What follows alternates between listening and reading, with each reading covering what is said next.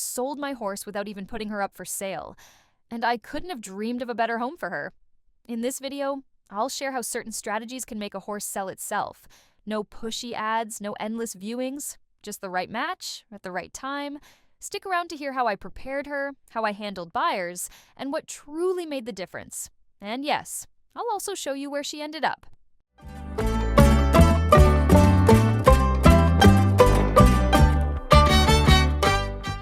Why I sold my horse. I decided to sell her because she was a few years younger than my other horses. That difference in age meant I couldn't compete with her at the same level or in the types of classes I usually ride in. To give her the time, attention, and training she truly deserved, it made sense to look for a motivated rider, someone who would enjoy bringing her along slowly and have fun doing it. Selling a horse is never easy for me. I don't do it often, and I honestly don't like doing it at all. But in this case, it felt like the fair and honest thing to do for her, especially considering my own goals and ambitions. And what made the decision even easier was that the perfect buyer reached out to me. I wasn't even actively looking to sell her yet, but when this person contacted me, everything just fell into place.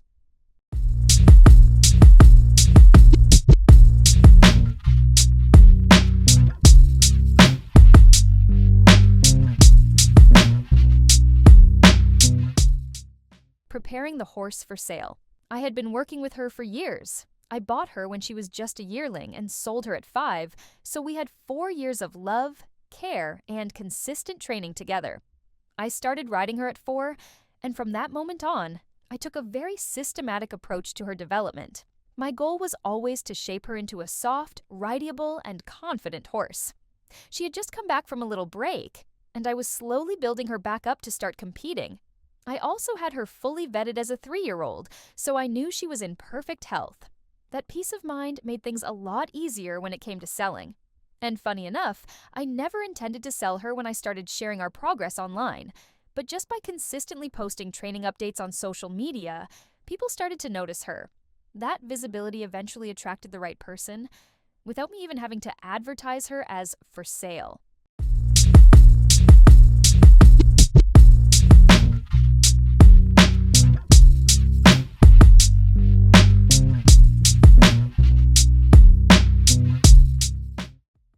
Creating the perfect advertisement.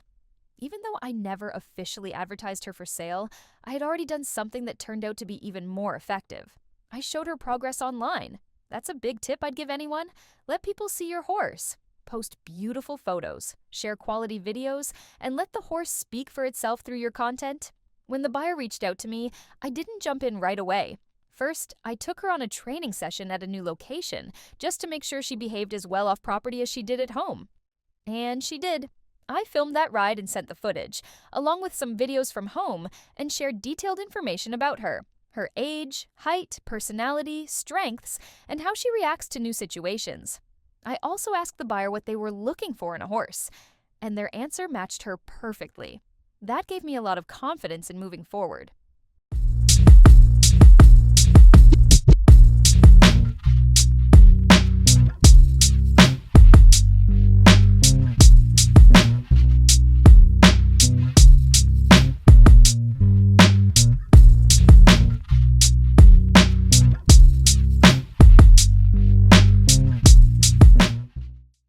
Dealing with potential buyers. One of the most important things when selling a horse, especially one you care deeply about, is making sure the buyer is looking for exactly what your horse has to offer. I always ask a lot of questions. What's their experience level? What are their goals? What kind of horse are they truly looking for? It's also about feeling comfortable with how they treat horses, their approach to care, their mindset, their expectations. If that all feels right, then I'm open to letting them come try the horse. I don't just let anyone on. I believe in a careful screening process. It protects the horse, and honestly, it saves everyone time. When someone does come to try a horse, I usually ride first. That way, they can see how the horse moves and behaves under saddle. If they're still enthusiastic after watching, they can get on themselves. I also like to coach them a little during the ride.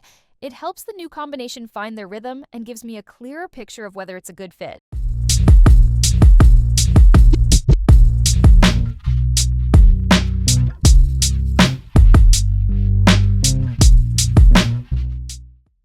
Finding the perfect match.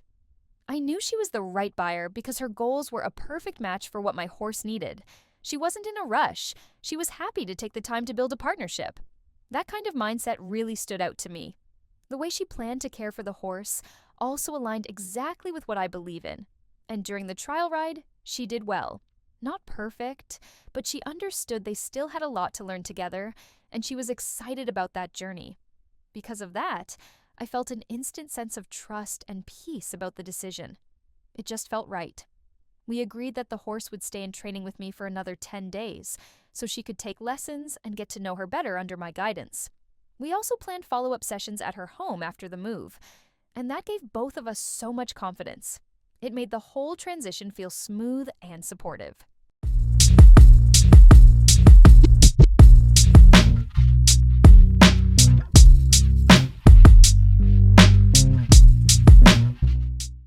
Tips for selling fast and ethically.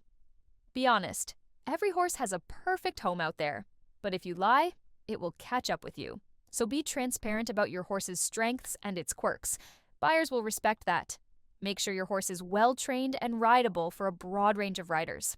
That doesn't mean it has to be perfect, but it should be confident, responsive, and reliable. It makes the sales process so much smoother. Health is non-negotiable. Keep your horse in good condition and stay on top of vet checks. Not just because it sells better, but because it's the right thing to do. And finally, set a realistic price. If you ask too much, the sale will drag, and buyers might start to wonder if there's something wrong. A fair price paired with honesty and preparation is what makes a sale fast and ethical.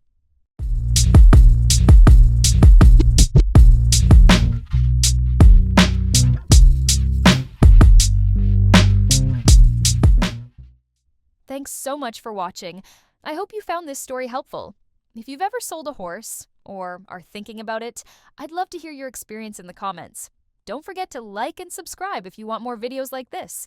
And if you're wondering how to set the right price for your horse, that's exactly what I'll be talking about in the next video.